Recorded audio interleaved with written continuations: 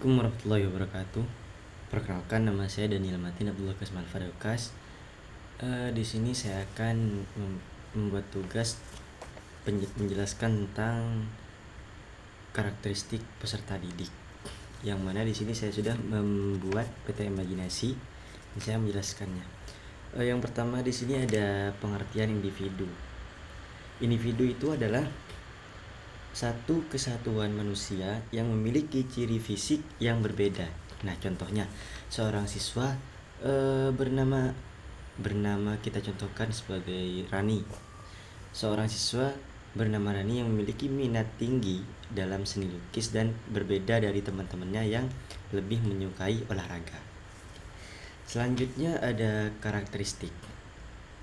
Karakteristik individu itu adalah karakteristik sekumpulan ciri, sifat, atau pola perilaku yang melekat pada seseorang dan berbeda yang membedakannya dari orang lain.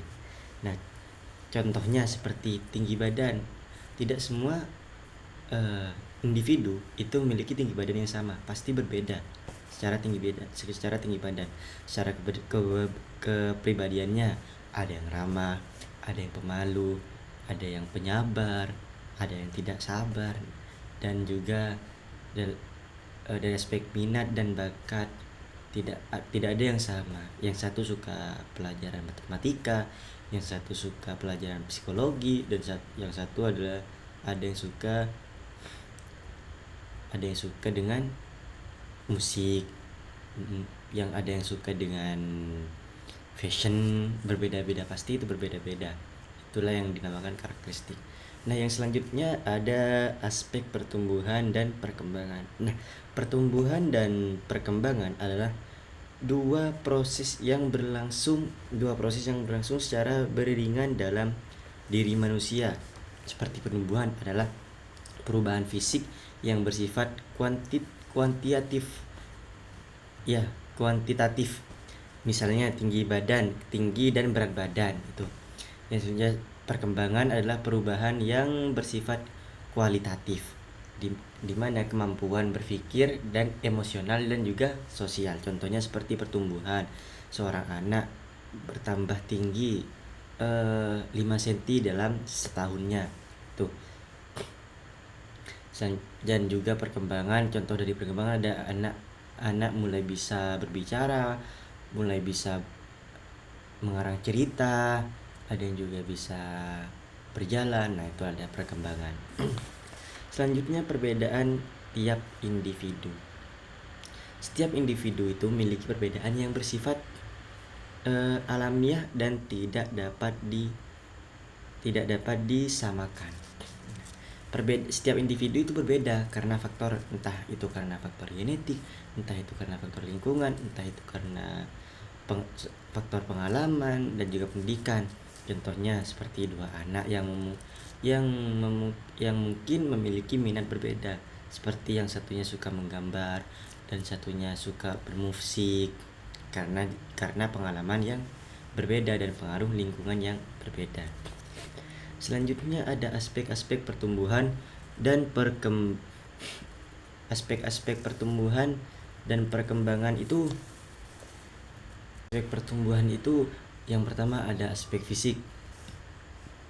Contohnya yang berkaitan dengan perubahan ukuran atau pertumbuhan tinggi badan, entah perubahan ukuran badan yang semakin besar atau semakin mengecil. Contohnya seperti anak usia 6 tahun bertambah tinggi dan mulai kehilangan gigi susu. Gigi susu itu adalah gigi kecil yang tumbuh sejak bayi. Selanjutnya ada aspek motorik yang berkaitan dengan kemampuan menggerakkan tubuh. Di sini aspek motorik itu dibagi menjadi dua. Yang pertama ada motorik halus, yang kedua ada motorik kasar. Yang pertama contoh dari motorik halus seperti gerakan kecil, seperti menulis, menggambar. Yang contoh dari motorik besar yaitu ada gerakan besar seperti berlari, melompat. Contohnya seperti anak TK mulai bisa menggambar, bisa menggambar gambar yang sederhana dan melompat dengan satu kaki, berdiri dengan satu kaki. Nah, itu. Yang kedua ada dari aspek kognitif atau intelektual.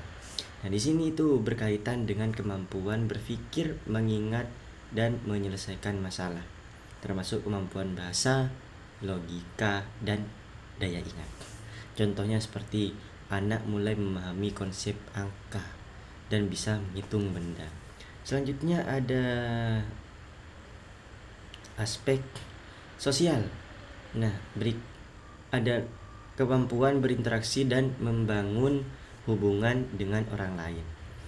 Berkembang memulai bermain, kerja kelompok, dan komunikasi. Contohnya seperti anak mulai bisa berbagai mainan dan bekerja sama saat bermain.